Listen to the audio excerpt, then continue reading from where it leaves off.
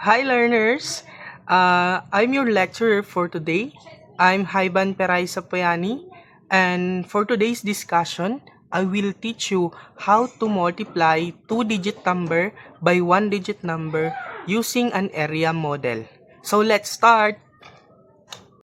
Hello guys! So we have an example here of two-digit number by one-digit number using an area model. So let's start. So the question here, how to multiply two-digit number by one-digit number using an area model. So we have an example here, 25 times 6.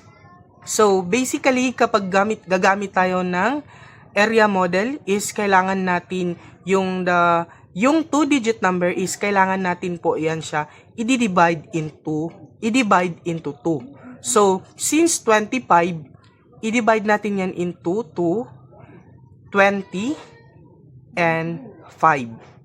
So, 20 and 5, ilalagay natin siya sa taas ng box. Ilalagay natin yan siya sa taas ng box. So, and yung 6, ilalagay natin sa gilid ng box. So, remember guys ha, kapag gagamit tayo ng area model, kailangan natin po gagawa ng box na yan para ma-organize natin yung mga number, para ma-divide natin into part yung mga number na meron tayo. So, the next step is we have to multiply the 20 times 6. So, 20 times 6, hindi po yan natin siya i-multiply agad. Kumbaga, meron pa tayong mas mabilis na paraan para makuha natin. Kasi nga, area model to eh. So, kaya, yung gagawin lang muna natin dito guys is 2, yung first digit number, i-multiply natin sa yung last number. Yung number 6. So, 2 times 6 equals to 12.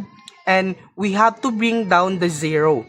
So that makuha na natin yung final answer ng 20 times 6. So the answer is 120. So the next step is we have to multiply the 5 times 6. So 5 times 6, basically it is 30 po.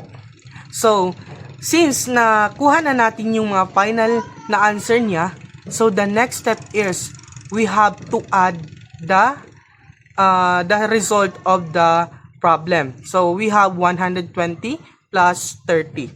So we have to add that. So 0 plus 0 equals 0.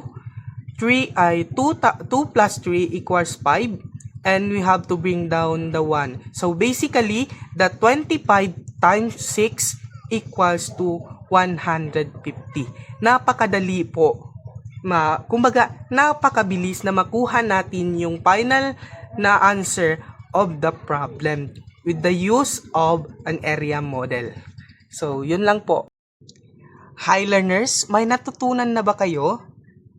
So, kung meron akong ipo-provide na activity sa aking video in the last part. So, all you have to do is sagutan nyo sa bahay at pag-aralan ito para mas lalo ninyong maintindihan kung paano gagamit ng area model kapag nahihirapan tayo sa pagsosolve ng multiplication.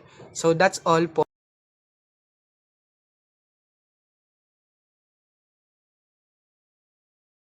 That's all learners.